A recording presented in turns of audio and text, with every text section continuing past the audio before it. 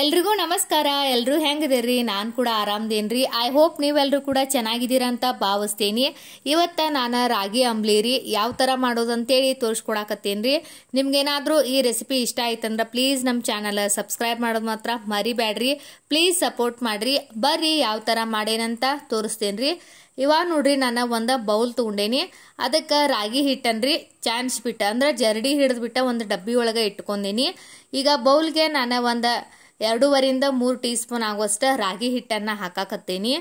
ಇದಕ್ಕೆ ನಾನು 1 ವಾಟಿ ನೀರು ಹಾಕಿಬಿಟ್ಟು ಚೆನ್ನಾಗಿ ಇದನ್ನು ಕಲ್ಸ್ಕೊತೀನಿ. ಒಂದು ಸ್ವಲ್ಪ ಗಂಟು ಇರಬಾರ್ದು, ತಣ್ಣೀರ್ಲೇನೆ ಕಲ್ಸ್ಕೋಬೇಕು. ಇಲ್ಲಾಂದ್ರೆ ನೀವು ಬೆಳಿಗ್ಗೆ ಅಂಬ್ಲಿ ಮಾಡೋರಿದ್ರಿಂದ ರಾತ್ರಿನೇ ಕೂಡ ಈ ಥರ ನೀವು ಕಲಿಸಿಡ್ಬೋದು.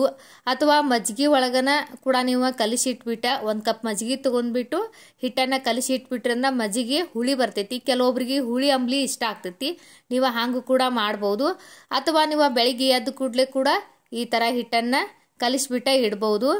ನೀವು ಡೈರೆಕ್ಟ್ ಬಿಸಿನೀರಾಗನ ಹಿಟ್ಟನ್ನು ಹಾಕಬೇಡ್ರಿ, ಇಲ್ಲಾಂದ್ರೆ ಎಲ್ಲ ಗಂಟು ಆಗ್ತೈತಿ. ನೀವು ಕಲಿಸಿ ಇಟ್ಬಿಟ್ಟು ಒಂದು ಪ್ಲೇಟ್ ಮುಚ್ಚ ಇದನ್ನು ಇಟ್ಬಿಡೋದ್ರಿ.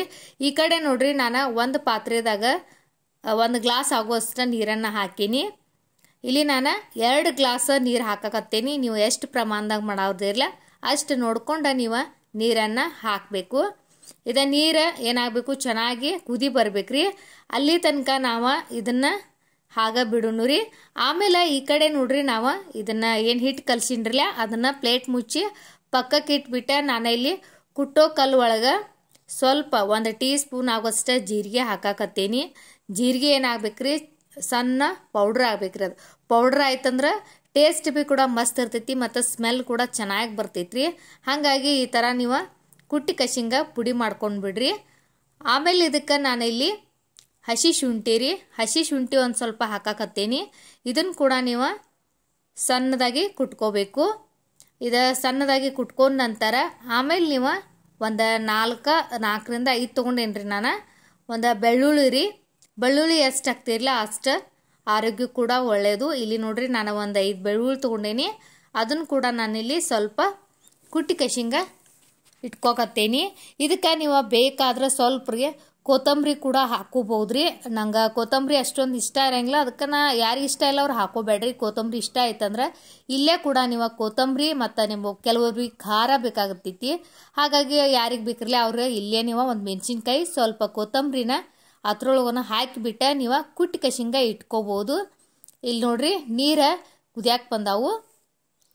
ಇವಾಗ ಇದಕ್ಕೆ ಏನು ಕಲಿಸಿದೇನ್ರಲ್ಲ ಹಿಟ್ಟು ಅದನ್ನು ಈಗ ಒಂದು ಕೈಯಿಂದ ಹಾಕ್ತಾ ಸಾವಕಾಶ ಹಾಕ್ಬೇಕ್ರಿ. ಒಂದು ಕಡೆಯಿಂದ ನೀವು 1 ಸ್ಪೂನ್ಲೆ ಒಂದು ಕೈಯಿಂದ ತಿರುವುತಾನೆ ಇರಬೇಕು. ಹಂಗೆ ಹಾಕ್ಬಾರ್ದು, ಇಲ್ಲಾತಂದ್ರೆ ಪೂರಾ ಗಂಟೆ ಆಗಿಬಿಡ್ತೈತಿ, ಇಲ್ಲಾತಂದ್ರೆ ತಳ ಹಿಡ್ಕೊಂಡ್ಬಿಡ್ತೈತಿ. ನೋಡ್ರಿ ಅದ ಬೌಲ್ಗೆ ಒಂದು ಸ್ವಲ್ಪ ಹತ್ರಗಿಂದ ನೀರು ತೊಗೊಂಡು ಹಾಕತ್ತೇನೆ ನಾನು. ನೀವು ಇಲ್ಲಿ ಏನು ಕುದಿ ನಿಂದಿತ್ರಲ್ಲ ನೀರ ಇತ್ರೋಗನ ನೀವು ಡೈರೆಕ್ಟ್ ಹಿಟ್ಟು ಹಾಕಿ ಕಲಿಸ್ತೇನಂತಂದ್ರೆ ಪೂರಾ ಎಲ್ಲ ರಾಗಿ ಅಂಬ್ಲಿ ಗಂಟು ಆಗ್ತೈತಿ. ಆ ಥರ ಮಾಡಬಾರ್ದು. ನಾನು ಯಾವ ಥರ ತೋರಿಸಿನ್ರಲ್ಲ ಅದೇ ಥರ ಮಾಡಿರಿ. ಕೆಲವೊಬ್ರು ರಾಗಿ ಹಿಟ್ಟು ರಾಗಿ ಅಂಬ್ಲಿ ಆಗಿ ಬರಂಗಿಲ್ಲ, ಹೊಟ್ಟೆ ಒಂಥರ ಏನಂತಾರ್ರಿ ಹೊಟ್ಟಿಗೆ ಆಗಂಗಿಲ್ಲ ಅಂತಾರು. ಅದು ಯಾಕೆ ಆಗಂಗಿಲ್ಲ ಅಂತಂದ್ರೆ ನಿಮ್ಗೆ ಹೇಳ್ತೀನಿ ರೀ ನಾನು ಮುಂದೆ. ಇವಾಗ ನೋಡ್ರಿ ಒಂದು ಪಾತ್ರೆದಾಗ ಅದು ಆ ಕಡೆ ಒಂದು ಸ್ವಲ್ಪ ನೀವು ತಿರುವುತಾನೆ ಇರಬೇಕು. ಈ ಕಡೆ ನಾನಿಲ್ಲಿ ಮಜ್ಜಿಗೆ ಮಾಡ್ಕೊಕತ್ತೇನಿ. ಮೊಸರು ಮತ್ತು ನೀರು ಹಾಕಿಬಿಟ್ಟೆ ಚೆಂದಂಗೆ ಕಡ್ಕೋಬೇಕ್ರಿ. ಕೆನೆ ಅದು ಏನಾದರೂ ಇತ್ತಂದ್ರೆ ಕೆನೆ ಮೊಸರು ಹಾಕಬೇಡ್ರಿ. ಹಾಕಿರಿ ಅಂದ್ರೆ ಸ್ವಲ್ಪ ಒಡಕ್ ಕಾಣ್ತೈತಿ. ಹಾಗಾಗಿ ನೀವು ಜಸ್ಟ್ ಕೆನೆ ತೆಗೆದ್ಬಿಟ್ಟು ಮೊಸರು ಹಾಕಿ ನೀವು ಮಜ್ಜಿಗೆ ಮಾಡಿ ಇಟ್ಕೋರಿ. ನೀವು ಅಂಬ್ಲಿ ಮಾಡೋ ಮುಂದ್ರಿ ದೊಡ್ಡ ಪಾತ್ರೆದಾಗನ ಮಾಡಬೇಕು. ಒಂದೇನಂದ್ರೆ ರೀ ರಾಗಿ ಹಿಟ್ಟು ಎಷ್ಟು ನೀರಿನಾಗ ನೀವು ನೆನ್ಯಾಕ ಇಡ್ತಿರ್ಲ ಅಷ್ಟು ಅಂಬ್ಲಿ ಗಟ್ಟಿ ಆಗ್ತೈತಿ ಮತ್ತು ಹೊಟ್ಟಿಗೆ ಯಾವುದೇ ರೀತಿಯಾದಂಥ ಪ್ರಾಬ್ಲಮ್ ಆಗಂಗಿಲ್ರಿ. ಇದೊಂದು ಮತ್ತು ಇನ್ನೊಂದು ಏನಂದ್ರೆ ನೀವು ಇಲ್ಲಿ ನೋಡ್ಬೋದು ಚೆನ್ನಾಗಿ ನೀವು 2ರಿಂದ 3 ನಿಮಿಷ ರೀ ಚಂದಂಗೆ ಕುದಿಸ್ಬೇಕ್ರಿ. ನೀವು ರಾಗಿ ಅಂಬ್ಲಿ ಎಷ್ಟು ಚಂದ ಕುದಿಸ್ತಿರ್ಲ ಅಷ್ಟು ನಿಮ್ಮ ಹೊಟ್ಟಿಗೆ ಏನೂ ಪ್ರಾಬ್ಲಮ್ ಆಗಂಗಿಲ್ಲ. ಒಂದು ಕುದಿ ಬರೋದಕ್ಕೆ ನೀವು ಗ್ಯಾಸನ್ನು ಆಫ್ ಮಾಡಬಾರ್ದ್ರಿ. ಗ್ಯಾಸ್ ಸ್ವಲ್ಪ ಬೇಕಾದ್ರೆ ಉಕ್ಕು ಬರಕೈತಂದ್ರೆ ಸಣ್ಣ ಇಡೋದು ಮತ್ತು ಜೋರು ಇಡೋದು ಮಾಡ್ತಾ ಚೆನ್ನಾಗಿ ನೀವು ಕುದಿಸ್ಬೇಕ್ರಿ. ಇವಾಗ ನಾನು ಜೀರಿಗೆ ಬೆಳ್ಳುಳ್ಳಿ ಅಲ್ಲ ಏನು ಕುಟ್ಟಿಟ್ಕೊಂಡಿಲ್ಲ ಅದನ್ನು ಹಾಕೀನಿ. ಆಮೇಲೆ ರುಚಿಗೆ ತಕ್ಕಷ್ಟು ಉಪ್ಪು ರೀ. ಚಂದ ನೀವು ಕುದಿಸ್ರಿ. ನೀವು ರಾಗಿ ಅಂಬ್ಲಿ ಕುಡಿದ್ರಿ ಅಂದ್ರೆ ದೇಹಕ್ಕಂತೂ ತುಂಬಾ ಒಳ್ಳೇದ್ರಿ.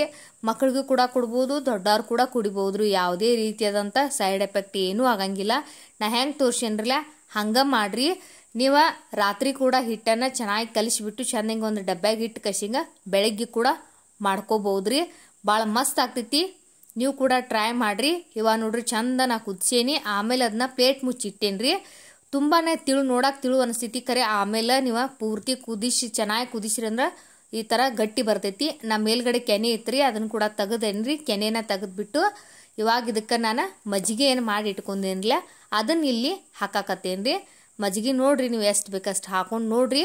ಭಾಳ ತಿಳುವು ಮಾಡಬಾರ್ದು. ಮತ್ತು ಇನ್ನೊಂದು ಏನಂದ್ರೆ ರಾಗಿ ಅಂಬ್ಲಿ ಫ್ರಿಜ್ನಾಗದು ಇಡೋದು ಅಥವಾ ಐಸ್ ರೀ ಬರ್ಪದೋಲ ಹಾಕಬಾರ್ದು. ಇದು ರಾಗಿ ಅಂದ್ರೇನ ತಂಪು ಇರ್ತೈತಿ. ಆ ಥರ ಏನು ಮಾಡಬೇಡ್ರಿ. ಫ್ರಿಜ್ನಾಗದು ಇಟ್ಟು ಕುಡಿಬಾರ್ದು. ಇಲ್ಲಿ ನೋಡ್ರಿ ಚೆನ್ನಾಗಿ ಈಗ ಮಿಕ್ಸ್ ಮಾಡ್ಕೊಂಡೇನಿ. ಇದಕ್ಕೆ ನಾನು ಇವಾಗ ಇಲ್ಲಿ ಕೊತ್ತಂಬರಿ ಮತ್ತು ಈರುಳ್ಳಿ ಹಾಕಾಕತ್ತೇನಿ. ಕುದಿ ಮುಂದೆ ನೀವು ಈರುಳ್ಳಿ ಹಾಕಬೇಡ್ರಿ. ಕುಡಿ ಮುಂದೆ ನೀವು ಯಾವಾಗ ನಿಮಗೆ ಬೇಕಿರಲ್ಲ ಎಲ್ಲ ಆರಿದ ನಂತರ ಅವಾಗ ಕೂಡ ನೀವು ಸಣ್ಣದಾಗಿ ಕಟ್ ಮಾಡಿ ಈರುಳ್ಳಿ ಮತ್ತು ಕೊತ್ತಂಬರಿ ಇವಾಗ ಕೂಡ ಹಾಕೊಂಡು ಕುಡೀರಿ. ಮಸ್ತ್ ಅಂದ್ರೆ ಮಸ್ತ್ ಇರ್ತೈತ್ರಿ. ಟ್ರೈ ಮಾಡ್ರಿ. ದೇಹಕ್ಕೆ ಹೇಳಿ ಮಾಡಿಸಿದಂಥ ರಾಗಿ ಅಂಬ್ಲಿ ರೀ ಬಿಸಿಲಿಗಂತೂ. ನಿಮ್ಗೆ ಇಷ್ಟ ಆಯ್ತಂದ್ರೆ ನಮ್ಮ ಚಾನಲ್ ಸಬ್ಸ್ಕ್ರೈಬ್ ಮಾಡೋದು ಮಾತ್ರ ಮರಿಬೇಡ್ರಿ. ಸಪೋರ್ಟ್ ಮಾಡ್ರಿ. ಬಾಯ್.